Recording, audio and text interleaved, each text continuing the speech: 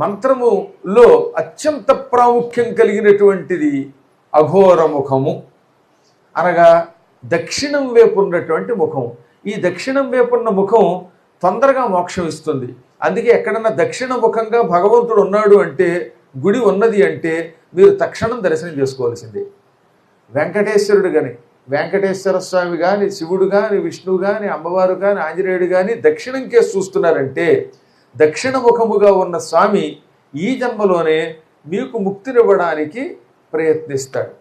అదే ఉత్తరం వైపు ఉన్నటువంటి స్వామి సంపదలు ఇస్తాడు. తూర్పుకు చూస్తున్నటువంటి భగవంతుడు బుద్ధినిస్తాడు.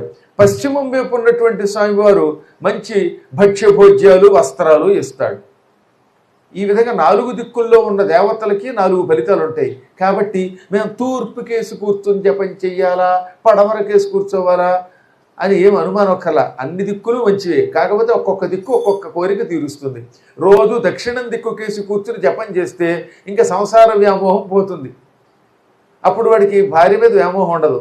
అందుకే కాబోలు కొంతమంది ఇంట్లో మేడలు ఉండకుండా కింద గదిలోకి వెళ్ళిపోయి ఎప్పుడు చూసినా పెళ్ళానికి దూరంగా దక్షిణం కేసు కూర్చుని జపం చేస్తూ ఉంటారు, సంసార వ్యామోహం వద్దని.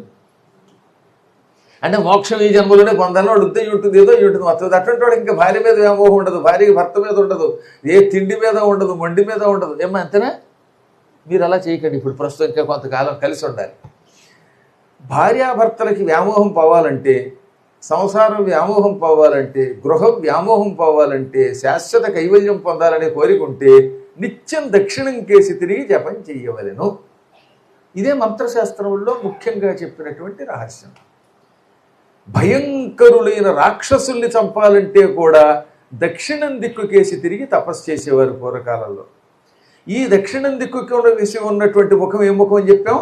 అఘోర ముఖము. ఈ అఘోర ముఖానికి కూడా 3 కళ్ళు ఉంటాయి. శివుడికి 5 తలలున్నాయి. ప్రతి శిరస్సునకు 3 కళ్ళు ఉంటాయి. అందులో కుడి కన్నెవరు? సూర్యుడు.